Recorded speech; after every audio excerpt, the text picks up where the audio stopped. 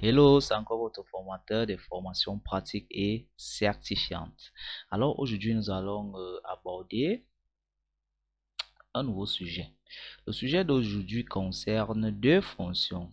Deux fonctions. On va voir la fonction euh, aléa entre bornes et la fonction si.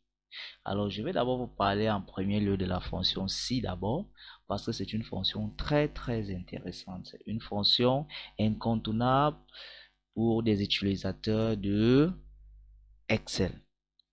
Peu importe le niveau de manipulation, le niveau de maîtrise d'Excel, on aura toujours besoin de cette fonction qui nous permet, n'est-ce pas, de définir des réponses, des variables booléennes, des variables. Très bien.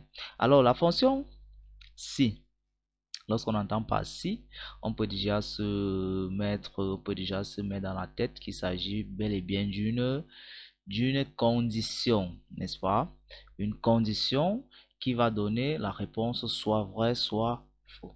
Alors, je prends l'exemple, si je dis, si tu parviens à réaliser cet exercice que nous allons commencer tout à l'heure, je t'offre ma formation complète en initiation à Excel. Alors, qu'est-ce que tu en dis? Allez, on y va. Alors, nous allons donc commencer d'abord par la fonction aléa entre bornes pour déterminer l'âge et ensuite nous allons utiliser la fonction si pour déterminer les décisions à prendre en fonction de l'âge. Alors on se dit ici que nous sommes dans une session de formation, n'est-ce pas? Et cette formation va être attribuée à cela, à tous ces intéressés qui ont souscrit, n'est-ce pas, en fonction de leurs âges. OK? Donc ici, donc, nous allons dire, pour calculer l'âge, ici, on ne va pas se mettre à saisir ça. L'âge de Mars, c'est l'âge de Serge, l'âge de Solange, l'âge de Philips. Non, on va utiliser une fonction qui va nous permettre de trouver automatiquement et d'une manière aléatoire, n'est-ce pas, les âges. OK? On y va. À vos claviers, comme toujours, on commence toujours par le symbole égal, n'est-ce pas? Égal. Et puis, on met le nom de la fonction, aléa entre bornes. Et vous en rendre compte que la plupart du temps, j'ai saisi mes fonctions. Et ça ne veut pas dire qu'il n'y a que cette méthode, hein. Vous pouvez passer par le menu formule ici.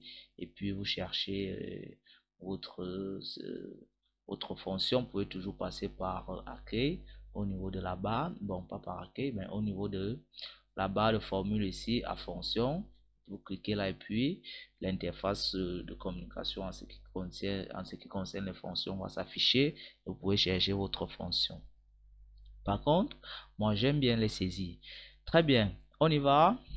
Alors j'ai dit aléa entre bornes. Alors je vous donne cette astuce pour que vous ne vous embrouillez plus. Vous voyez ici, juste en bas là, cette petite barre que je suis en train de déplacer là, c'est ça qu'on appelle la syntaxe d'une fonction.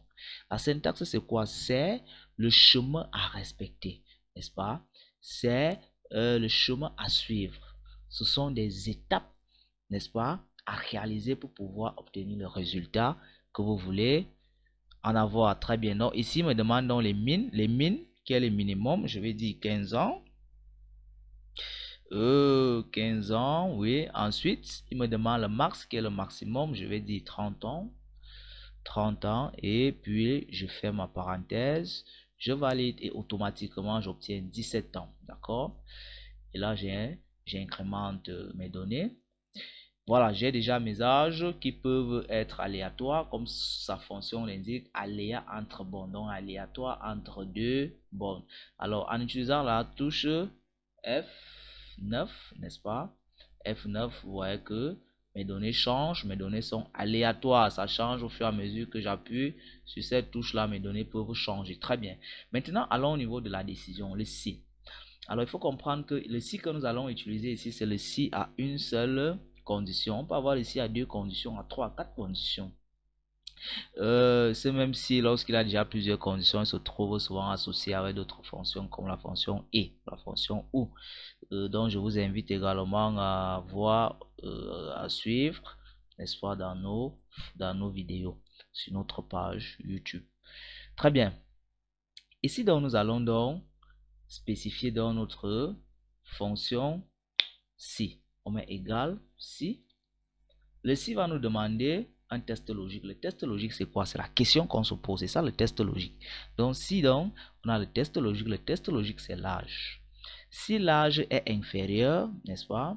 Signe d'infériorité, est inférieur à 20, prenons la limite de 20, est inférieur à 20, alors qu'est-ce qu'on fait? La personne ne va pas assister à notre formation, n'est-ce pas? Refuser. Refuser. N'est-ce pas? Très bien. Par contre, s'il a plus de 20 ans, c'est-à-dire de 20 ans à montant, il est accepté. Accepté. OK. Accepté. Voilà. Et là, qu'est-ce qu'on fait? On ferme notre syntaxe si et puis on valide. Et là, automatiquement, vous voyez, vous avez accepté parce que la personne a 28 ans. Et si on commence à utiliser à vous voyez, au fur et à mesure, change, refuser, accepter, refuser, accepter, refuser, accepter, accepter, accepter, refuser. Donc, la fonction est vraiment aléatoire. Et là, maintenant, nous avons donc nos données qui sont là, qui sont également aléatoires, qui peuvent changer au fur et à mesure et en fonction de ce que nous sommes en train de faire. Voilà, c'est de ça qu'il était. C'est justement de ce résultat-ci, c'est ce résultat-ci qu'on cherchait à obtenir. Alors, je suppose que vous avez aussi à votre niveau réalisé ce même résultat et vous pouvez les adapter en fonction de vos données, en fonction des présentations des tableaux que vous voulez donner. Il faut juste comprendre la logique. Une fois que vous avez compris la logique et vous avez compris la syntaxe, comment cela, n'est-ce pas, s'argumente, le tour est joué. Alors n'hésitez pas, n'est-ce pas, de continuer à suivre nos formations et ne quittez pas sans appuyer sur la cloche de notification ou encore sur le bouton j'aime pour ne rien rater.